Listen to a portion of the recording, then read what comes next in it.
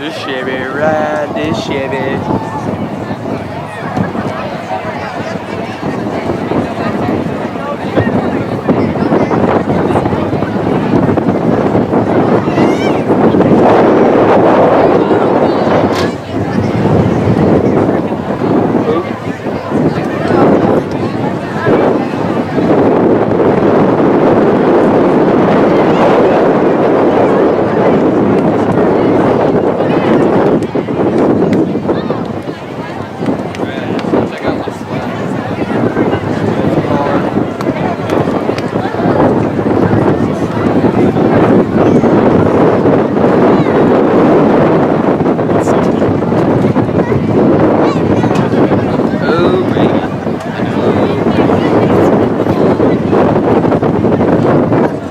I think she's wearing something underneath. We'll be alright.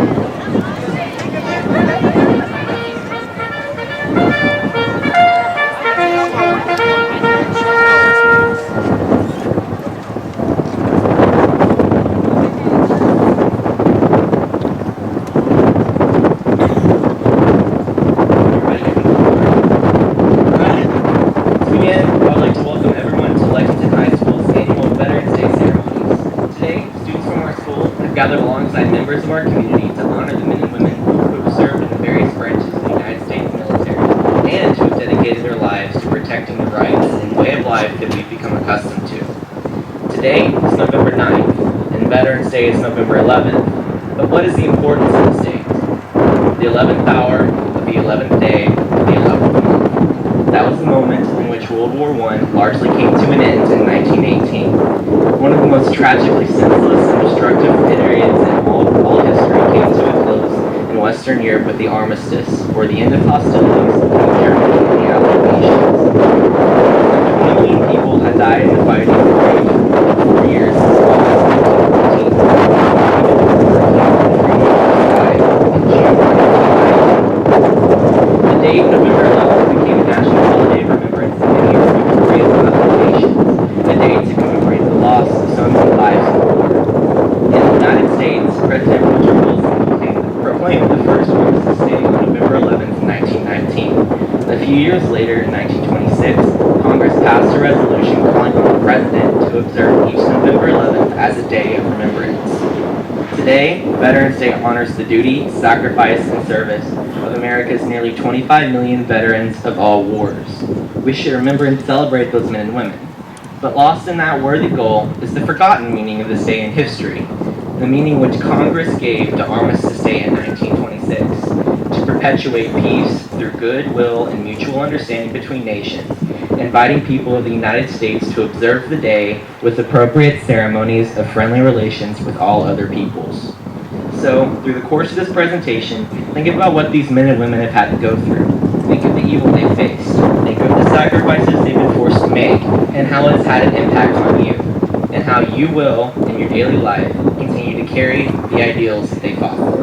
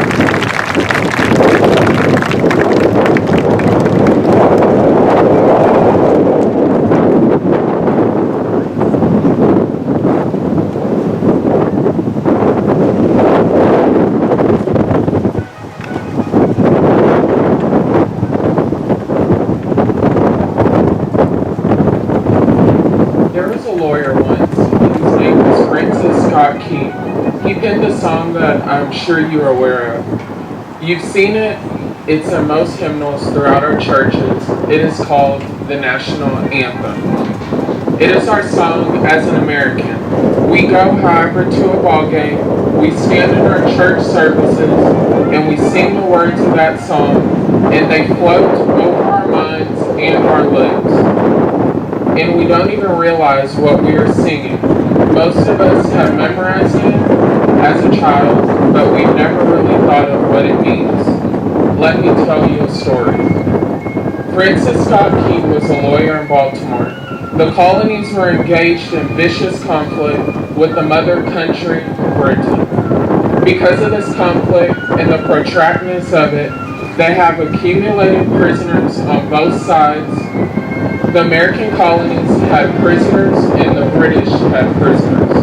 And the American government initiated a move. They went to the British and they said, let us negotiate for the release of these prisoners.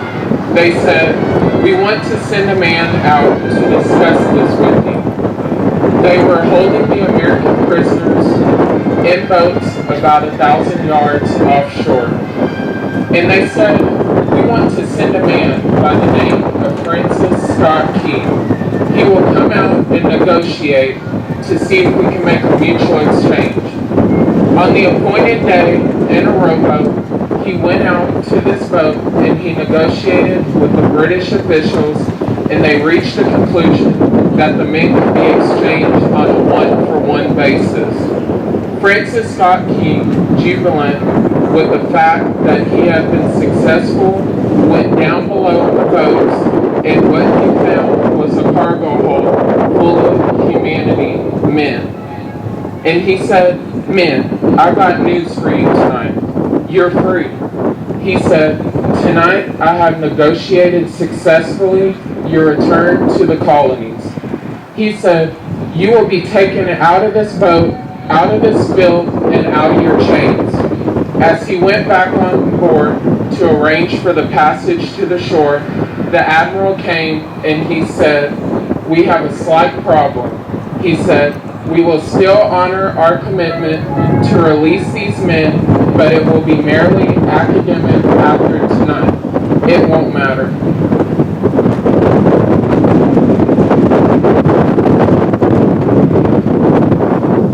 Scott Key said, "What do you mean?" He said, "Well, Mr. Key," he said, "tonight we have laid an ultimatum upon the colonies. Your people will either capitulate and lay down the colors of that flag that you think so much of, or you see that fort right over there, Fort Henry," he said, "we're going to remove it from the face of the earth." He said, "How are you going to do that?" He said, "If you will scan the horizon of the sea," and as he looked, he could see hundreds of little dots, and he said, "That's the entire British war fleet." He said, "All of the gunpowder, all of the armament is being called upon to demolish that fort. It will be here within striking distance in the matter of about 2.5 hours." He said, "The war is over. These men will be free anyway." He said, "You can't shell that fort." He said, that's a large fort." He said, "It's full of women and children." He says, "It's predominantly not a military fort." He said, "Don't worry about it." They said, "We've left them a way out." He said, "What's that?" He said, "Do you see that flag way on the rampart?" He said, "We have told them that if they will lower that flag, the shelling will stop immediately. And we'll know that they've surrendered, and you'll now be under British rule." Francis Scott Key went down below and told the men what was about to happen. And they said, "How many ships?" And he said, "Hundreds." The ships got closer. Francis Scott Key went back on top and he said, "Men, I'll shout down to you what is going on as we watch." As twilight began to fall and as the haze hung over the ocean, as it does at sunset, suddenly the British war fleet unleashed. Bam! He says that the sound was deafening. There were so many guns that there were no reliefs. He said it was absolutely impossible to talk or to hear. He said, suddenly the sky, although dark, was suddenly lit. He says that from down below, all he could hear the men, the prisoners, saying was, "Tell us where the flag is. What have they done with the flag? Is the flag still flying over the rampart? Tell us." 1 hour, 2 hours, 3 hours into the shelling, every time the bomb would explode and it would be close to the flag, they could see the flag in the illuminant red glare of that bomb, and Francis Scott Key would report back down to the men below. "It's still up, it's not down." The admiral came and he said, "Your people are insane." He said, "What's the matter with them? Don't they understand this is an impossible situation?" Francis Scott Key said he remembered what George Washington had said. He said that the thing that sets the American Christian apart from all other people in the world is he will die on his feet before he will live on his knees. The admiral said, "We have now instructed all the guns to focus on the rampart and take that flag down." He said, "We don't understand something. Our reconnaissance tell us that the flag has been hit directly again and again and again, and yet it's still flying. We don't understand that." But he said, "Now we are about to bring every gun for the next 3 hours to bear on that point." Francis Scott Key said that the barrage was unmerciful, and he could hear, and what he could hear was the men down below praying the prayer, "God, keep that flag flying where we last saw it." Sunrise came. He said there was a heavy mist hanging over the land, but the rampart was falling. There stood the flag completely nondescript in shreds. The flagpole itself was at a crazy angle, but the flag was still at the top. Francis Key went aboard and immediately went into Fort Henry to see what had happened. And what he found had happened was that flagpole and the flag had suffered repetitive direct hits, and when hit, had fallen. But men, fathers, who knew what it meant for that flag to be on the ground, all the British guns were trained, walked over and held it up, humanely until they died. Their bodies were removed, and others took their place. Francis Scott Key said what held that flagpole in place at that unusual angle were patriots' bodies. He penned the song, "Oh Say Can You See" by the dawn's early light, what so proudly we held at the twilight's last gleaming. For the rocket's red glare, the bombs bursting in air, gave proof through the night that the flag was still there. Oh, say does that star-spangled banner yet fly and wave for the land and the free and home and the great. The debt was demanded, the price it was paid.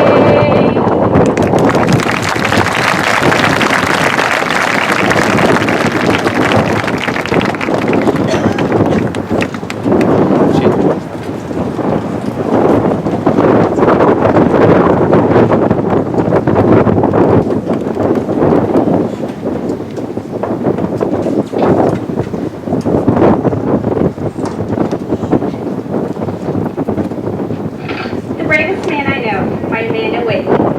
The bravest man I know is a man I've never met. He's a man who risks his life to save a friend. Not only to save a friend, but to save a nation.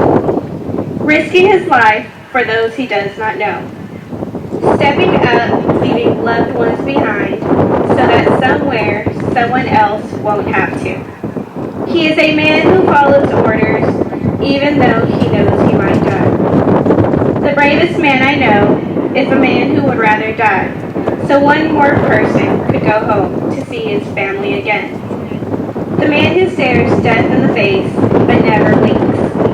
The bravest man I know is the man who risks his life, so one day the world may be a better place for his children, or any man who goes against the biggest fear, death, just to save someone he loves. The bravest man I know is a man who fights, so another man can have the taste of sweet freedom, not fighting only for his own benefit, but for many others all over the world, fighting to make this world a better place. That's the bravest man I know.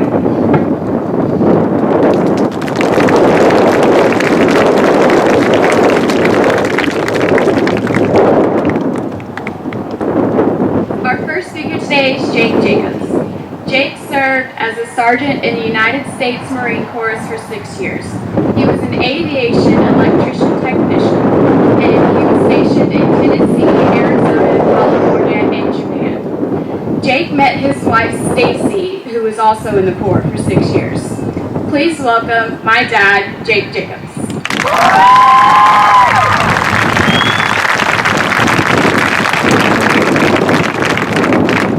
Thank you, Penelope.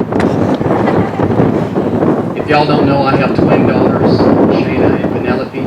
Penelope's the good one, Shayna's me. Alright, before we get started, students, I'm going to give you guys a little bit of a test to see if you have what it takes to be an American service member. Students, you ready? This is not for me, this is for you, so you can tell if you got what it takes. Here we go. Mama, mama, can't you see what the service did for me? Took my fat and made me lean. Took my nice and made me mean. Whoa, whoa. Mama, mama, can't you see? Good job, good job. Students, y'all couldn't see it, but I'm looking at the faces of the veterans, and when I started singing, they got up on their seats, they were ready to do something. Okay, I want to talk to y'all about 3 things that it takes to be a service member. I thought at first I'd talk to you about freedom, but I can't tell you anything about freedom because I have never known what it was like to know and be exactly like I can't speak to freedom, but I can tell you about 3 things. The first thing I want to tell you about to be a good service member is courage. You guys just experienced a little touch of courage a few minutes ago when I asked you to sing. Did some of you think, I'm not sure about who's sitting beside me, I might be embarrassed, maybe I shouldn't sing? Anybody think like that? It took a little bit of courage to overcome that, right? That first line of the song, I heard maybe 1% of you singing. Y'all had the courage to stand up and be different. That's what it takes to be a service member. These veterans you see in front of you displayed a lot of courage. And I'm going to give you an example of why it took so much courage for them to join the service. Raise your hands up if you ever heard of SEAL Team 6. Good bit of people, right? Raise your hand if you have ever played a video game that had something to do with the military. Raise your hand if you know what Band of Brothers is. Okay, now, joining the service today is pretty cool. It seems kind of fun. The military is slick, fast, high-tech. There's video games, there's movies, documentaries. These ladies and gentlemen, they had to have the courage, sometimes in a very unpopular environment, politically very unpopular, they had to have the courage to stand up and say, I'm going to do this.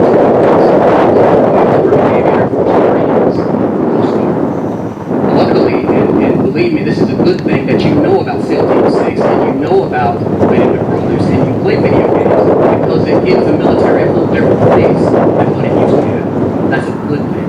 But it took a whole lot of courage for these ladies and gentlemen to join when it wasn't possible. So courage is needed because military personnel run towards trouble, not away from trouble. And you got to be brave to do that. So ask yourself, do I have just a little bit? Have I got a little seed of courage in my heart? If you got a little bit, you might be good.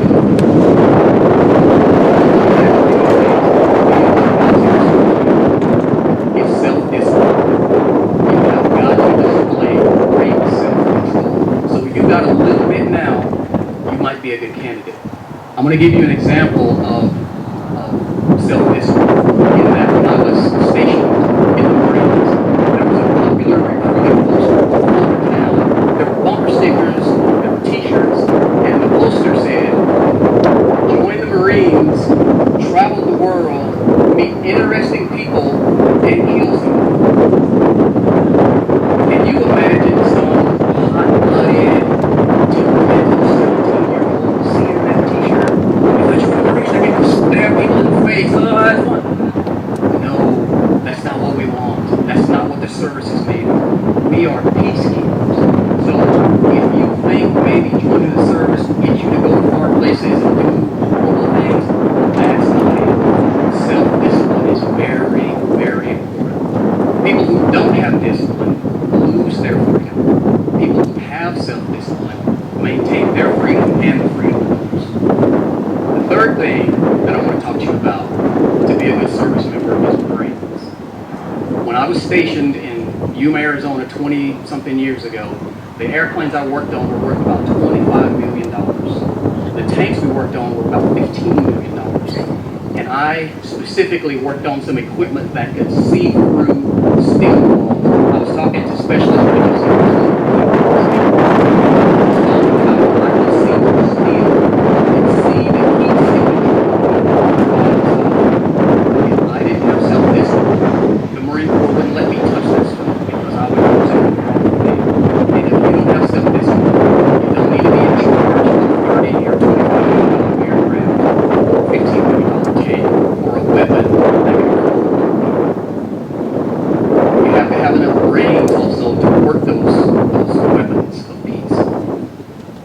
be smart to fly a plane.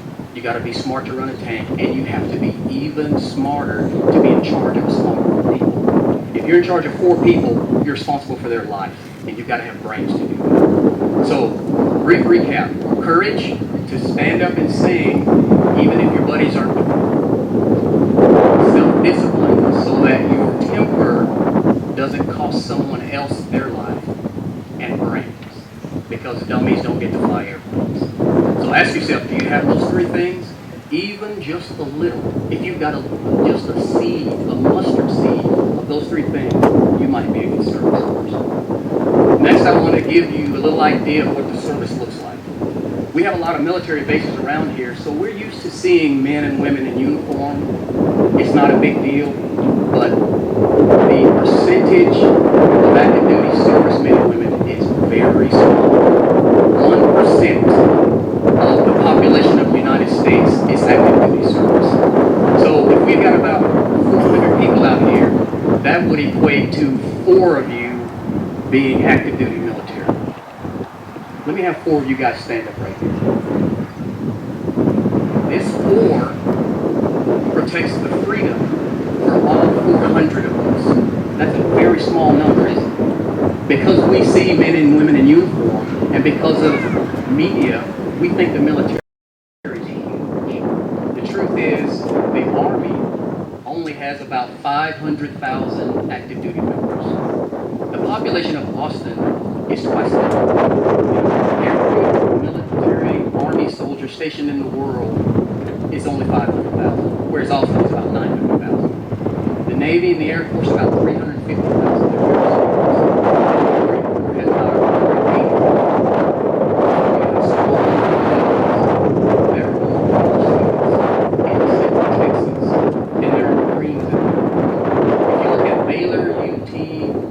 Texas State, Southwest, there are more college students than there are Marines.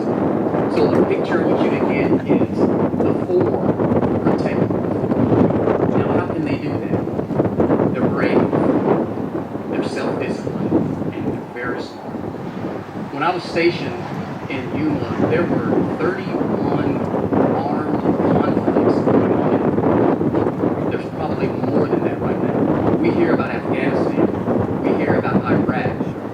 How many others are going on that we never hear about? The four protect the 400. That means 2.5 million servicemen and women are stationed around the world protecting our freedoms. Okay, so now you've got a little bit of a picture of what the military really looks like. Now I want to tell you a story about when I was in boot camp. And this story is guaranteed to make you join if you're considering it. Now, if you're not considering joining, no big deal, but at least you have a picture. I had 125 people in my platoon from Station San Diego. And we had this one young man. His name was Drogi, Private Drogi. He was from Indiana. He was a real quiet guy, wore glasses, kind of tall, thin, not real athletic, but he had a big heart. He tried. He would run as fast as he could.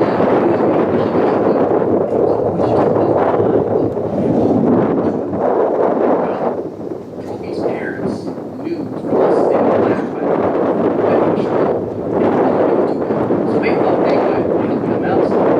They sent a box of fudge that was big enough for everybody in that platoon to have about 3 or 4 pieces. There were 125 of us, and they were these little pieces of fudge, and it was enough for 3 or 4 of us. Well, you can't get food at boot camp. That is a big, big problem. You don't get anything sent to you at boot camp. So when Drogi got in, they got in his face and they said, "Oh, you think you can get outside food, huh? You think you're special. Well, come up here and eat your food." So they brought him up to what we call the quarter deck. It's this big open concrete area. And they set him down right in the middle. He sat cross-legged and put that box of fudge in the middle of his lap and started eating. And the rest of us had to form circles around him. And we had to PT. PT's physical training, and it's a bad thing. We had to do push-ups, then sit-ups, then jumping jacks, then mountain climbers, then monkey rolls. And the picture I want to paint for you is we're 40 standing very close together, and we have a switch exercise that's about every 30 seconds. As you can imagine, we're this close, I'll hit people in the face, and hit me in the face. Then when we do push-ups,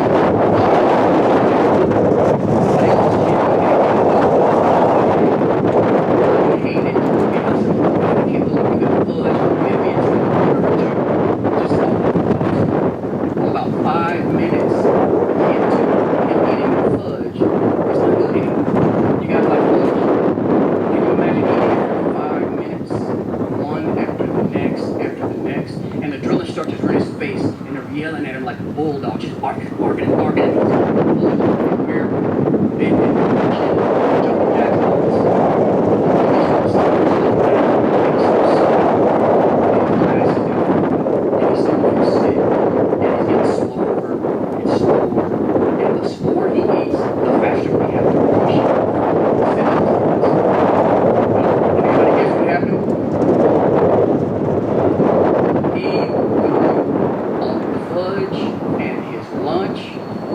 Some of his breakfast in the box that he was eating. I saw corn in that box. I saw stuff come out of his nose that didn't go in his nose. It was bad. At that moment, I went from thinking that I was in a bad spot because I had to work to thinking he's in a bad spot because the drill instructor told him, "I didn't give you permission to throw up. Take it back." How do you take it back? So what he tells him is, "I'm glad you threw up. Now you got more room. Finish it." So this is at the point where when he picked up another piece of fudge. Can you imagine that? And his glasses were falling off, and he went like this, and he was sniffling and sweating, and he went like that, and then he had this pasty brown glasses, and he picked up that piece of fudge, and then I lost it. I think we all lost it. Doesn't that make you want to go to boot camp? Hey, I want to tell y'all something about the American military. It is fast, slick, high-tech, and I want to dispel a little rumor. The American Armed Services do not recruit. None of these veterans here are standing and being before you to recruit. The American Armed Services selects. They have more candidates every year to try to come in than do they do. You have to give this if you think you want to be a serviceman. Conversation with a lot of people who did not make the cut. So don't think it's an easy way to get your college paid for or help you start a business when you get out or money for buying a first home. And you do get all those benefits, but it is not an easy thing to do. I want you to be sure you're that 1%, you're that protects the 100, because it's very difficult. So before I'm done here, I want to ask you guys over there, do you have any questions for veterans? Anybody who has the courage to ask a question? So are there any questions? Now, what I'm going to do is this. I want you to be real loud with your question, and then one of our student council members is going to throw you a grenade, which is your prize, and then I'm going to open it up to the veterans to answer the questions. Young man in the orange t-shirt, be real loud with your question. My question is,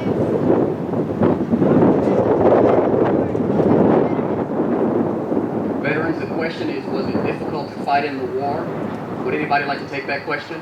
I didn't fight in a war, so I can't answer that. All right, Specialist Richardson. Yes, it's very hard. You gotta find courage. If you've never seen combat before, and the first time you step into a battlefield and people are shooting at you, and you don't know who they are, you don't know why they're doing it, it push them to that point, but yet they're fighting you for their cause. And it's very hard to look them in the eye. Thank you for asking.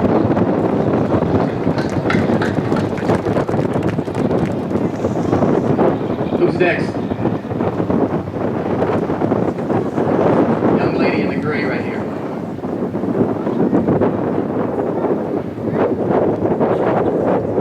Do we have any Marines who would like to answer how hard is it on a scale of 1 to 10 to be a Marine? Okay, I'll take that one. I was one of the smartest kids in my class. I didn't do homework because I was just too smart. I was on the track team. I played football. Athletics were easy. Academics were easy. When I got to boot camp, I almost died.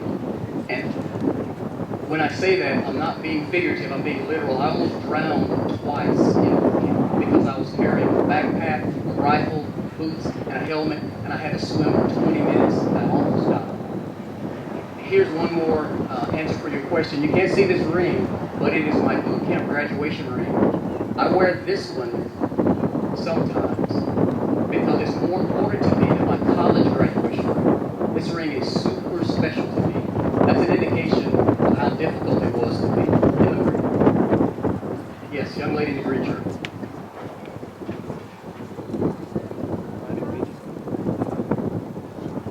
Servicemen and women, how many of you are proud that you serve? Can we see a show of hands?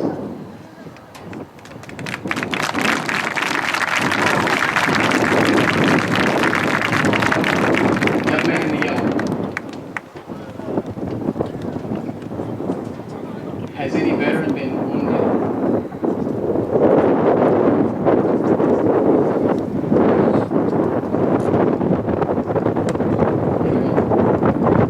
Sorry, nobody's been killed. Okay, one more question. Any over here? Yes, sir. How long did boot camp last? How long did boot camp last? 13 weeks. 13 weeks. Any others? 19 weeks. 19 weeks. Army. Navy, 13 weeks. Army, 19 weeks. 4 weeks. 4 weeks. Wow. I'm honored. 1942. You know what? You should be giving this talk, not me. That's fantastic. Here in four, we get that now. 1942, World War II. Boot camp went from 8 weeks to 4 weeks because you had to go fight. So you had to do twice the training in half the time. That's amazing. Are we done? Okay, last one because I like your hat. Go ahead.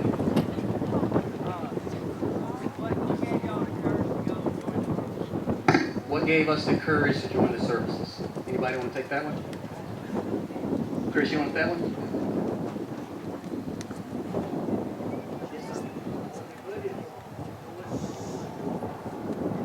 Band of brothers. You want to protect each other. Your buddies are going, so you go to take care of them. Absolutely.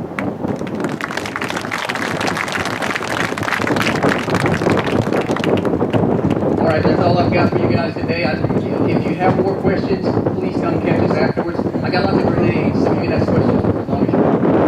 Thank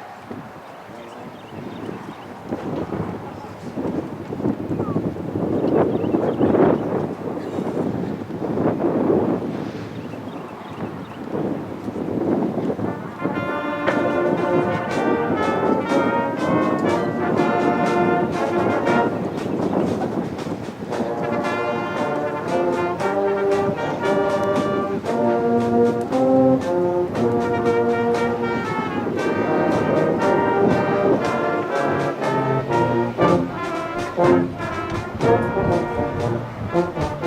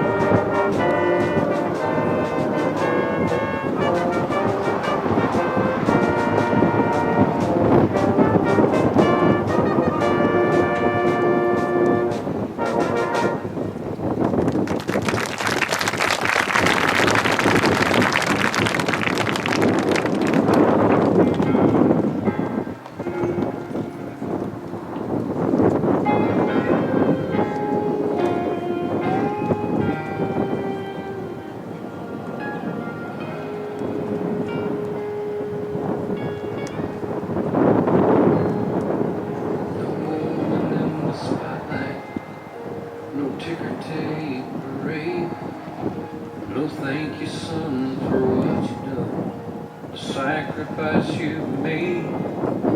Nobody really understands.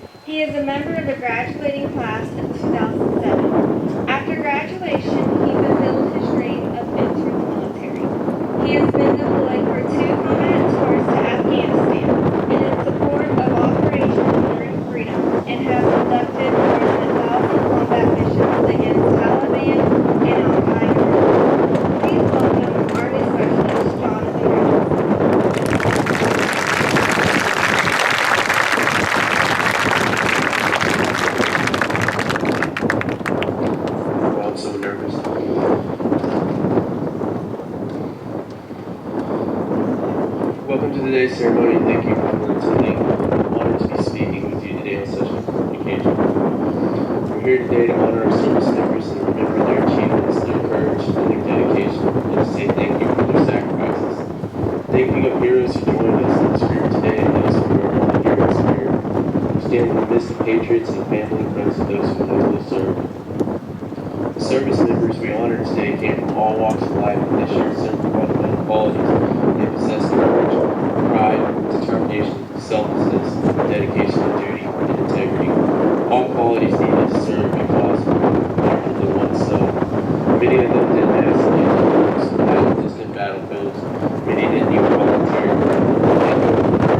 They loved fighting and they wanted to be a part of something for themselves.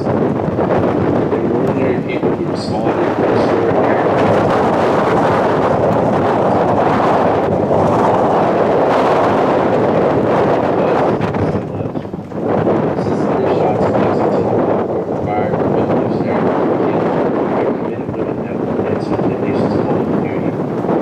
Millions of Americans have fought and died in battlefields here and fought to defend our freedoms and way of life. Today our troops continue to make humble sacrifice. Even as we lose troops, more troops step forward to say, I'm ready to serve. They follow in the footsteps of generations of fine Americans. We have awarded medals to the soldiers, added their names to monuments and named buildings for them. To honor them for their bravery, but nothing can ever replace the love left behind by a fallen service member. No number of medals or ribbons can number the ones that were won.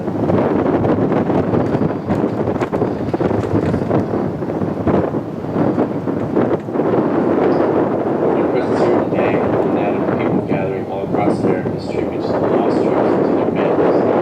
It's a way to say we remember the soldiers who shivered and scarred with the winter valley forge, to the doughboys groups in the middle trenches in France, to the two who patrolled the hazy jungles of Vietnam, and the young men and women patrolling the mountains of Afghanistan. We remember and honor them all.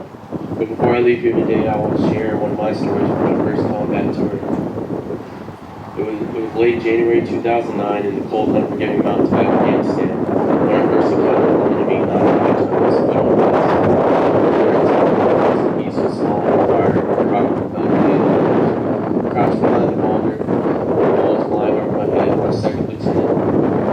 Colonel James Foster ran over me and said, we have to take the hill. We need that high ground and they want to outrun us. Though I've never seen combat before, you can only imagine how scared I was. But I pressed on with the team fighting the enemy, so close that it was almost hand-to-hand combat at times. But halfway up the hill, LT was shot 2 times, so me and some teammates moved under cover to try to treat him under fire as best as we could. But he passed away in our arms on that hill. With no choice, we had to push all emotions aside and push on. And 4 hours later, we took that hill from the enemy. Over 200 Taliban members were killed on that hill. But because of Lieutenant Foster's sacrifice, him giving his life protecting us like we were his own kids, we named that hill Foster Hill, knowing we'd never set foot there again. I think of him from time to time and remember the courage and dedication he showed leading us into combat, and how he showed me to be a soldier. And he is a true American hero, and when I think of veterans, thank you for attending and let me speak today. God bless you and your families. God bless our troops, and God bless America.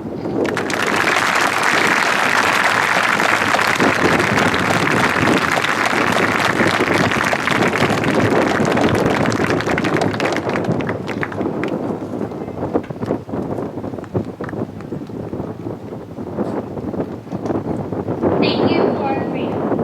Prayers now rise to heaven for all in life who serve. Battles for their country as freedom is preserved. Each one of you are heroes who sacrifice each day. Life and soul with dignity, such courage you display. Hearts are always with you in any place you dwell. Saluting you with honor, with love unparalleled. Each day a special blessing upon those we call our brave. Our country's greatest freedom, with memories and grace. Thank you for this honor you give with pride each day. Those of all our seasons will never fade away. For each of you our promise of all our freedom saved. Each battleground now sacred by footsteps that were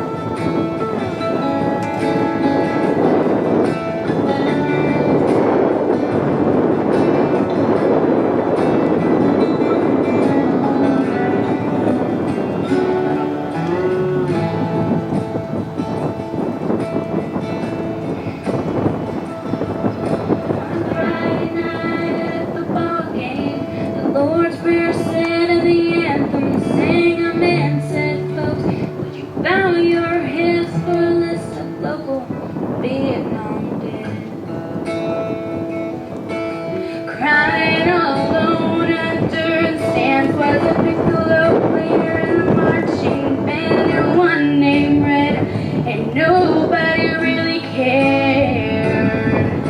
But a pretty little girl with a bow in her hair. I cried, never gonna hold the hand of another guy. They told me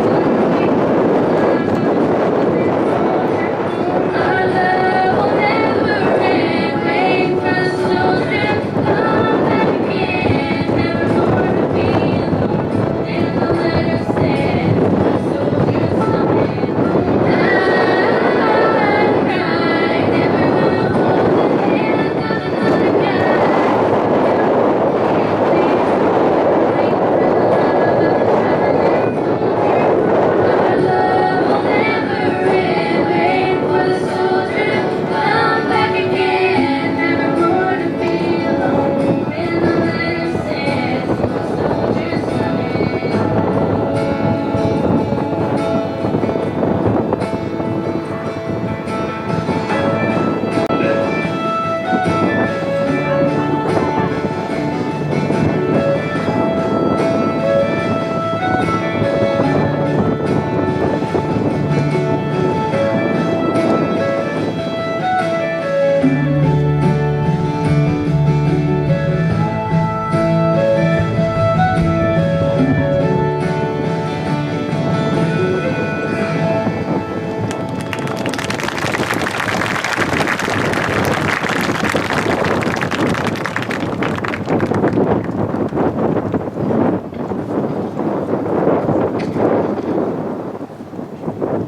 Before we conclude the Veteran Day ceremonies, Lexington High School would like to thank all of the members of the community who attended the program today, and especially to each and every veteran who came today to personally remind us of everything that makes our country great.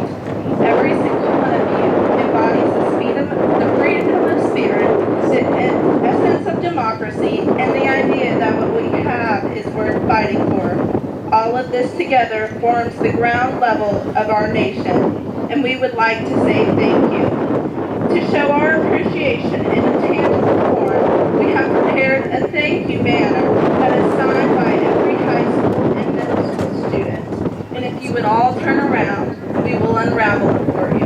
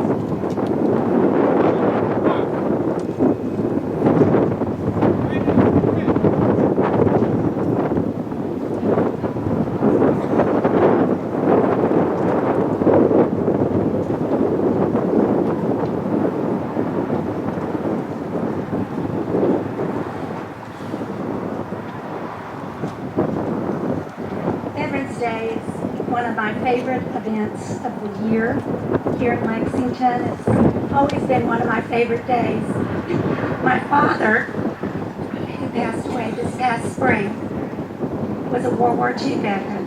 And when I was growing up, we celebrated every year at Veterans Day and Memorial Day with pride. He would put out the flag and tell stories like you did today, John, of the friends he had lost in the war, in the memorial. Told us about today and told our students about today, Mr. Jacobs. I cannot thank you enough for the example that all of y'all are for our students. Examples of courage, examples of self-discipline, of intelligence and effort. And our students are watching. We have a lot of our students that have gone to military. In comparison, like you said, it's 1%. Think of that 1%. It's a lot more than 1% in Lee County. And it's that patriotism, that love of country, that courage, and that willing to fight for what they believe in. Y'all have been amazing examples for our students. I don't know if everybody in the community knows this, but every year they dedicate, our veterans come and dedicate time to our students. They come and talk to our U.S. history students, and they bring those stories alive. They make history rich. I can remember when my father would talk about the history that Cody so eloquently read to us about today. You know, the 11th hour of the 11th day of the 11th month of 1918. My father would tell us stories about it. That's what you do for our children and our students. That takes a lot. I spoke with one veteran who said that the first time he came, it was very painful.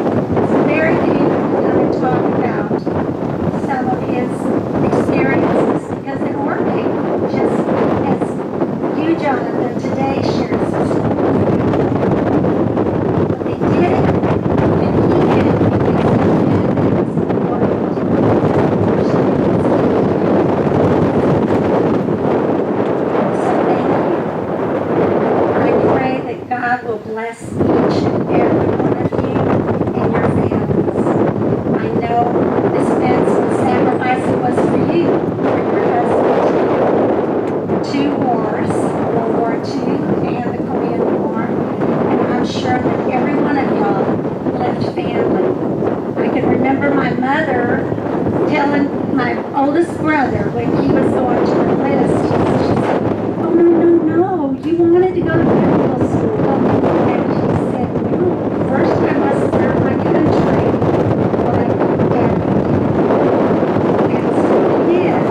And he came back, and guess what? The GI Bill did pay for his medical school. So, thank you again, Ms. Monson, Mr. Ward, Mr. Patch, Ms. Rich, thank you for the efforts that you do to make sure we take the sacred moment to thank each and every one of our veterans. God bless you.